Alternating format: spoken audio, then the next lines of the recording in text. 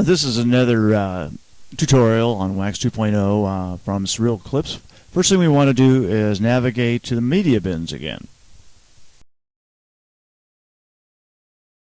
Okay, so now we're here on the Add Media Bins. We'll just right click on that file and go ahead and open up the files that you're looking for. We're looking primarily for images and or videos. And then we're looking at here as we now that we have a PNG image, we also have a video file that we're going to display on a special effect. Okay. Now what's important here is on this FireSword 3 AVI. This is a video clip. What we're going to do is do some changes on it. We want to pay attention to that it needs to be in the foreground. As you can see, in the foreground is actually located on the first line in the timeline. The background is the second line. That's a little different from some of the other programs. Okay, the image is going to be in the immediate background. That's going to be on the last track, towards the bottom. Then you're going to add image and another image if you need to in the next line. And in our case, we actually put the video clip in the actual foreground. That's where the special effect is going to be applied. That's going to be in the immediate foreground or in that track number 1. Okay, so here we see the FireSword, the AVI clip is located directly in the immediate foreground here. Now for our background image, the PNG image is located on track number 2, which is down the pipe on the timeline. Okay, now to adjust the color and get rid of the black background, we're going to drag and drop chroma key off the video plugins onto the timeline.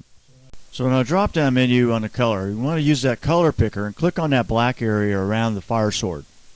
Now to adjust that background and get rid of it, you just click on the tolerance and adjust that up so that the black goes completely away from the video area. Okay, now that we've adjusted the tolerance, now you can see what the image looks like there in the upper right, so where it's completely devoid of that black background.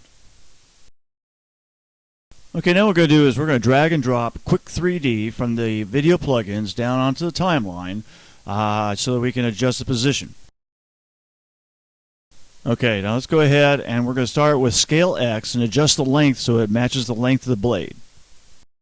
And now we'll move down to Scale Y and we'll adjust the height of it so that it also matches as close as we can on the blade. Now we use the position X and that way it'll locate along the length of the blade. We'll move on to the other position in a second. And now here we just adjust the position Y so that it completely overlies the blade of the sword for our effect. And this is exactly what we're supposed to look like, so it covers the whole length of what we need to see.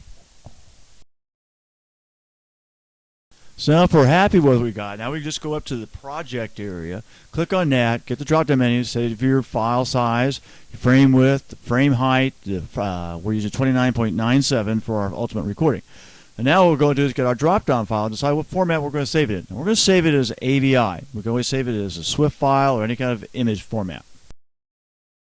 And now finally, if you're happy with what you have, just go ahead and render it. Go ahead and select that green stripe at the very top and let it rip.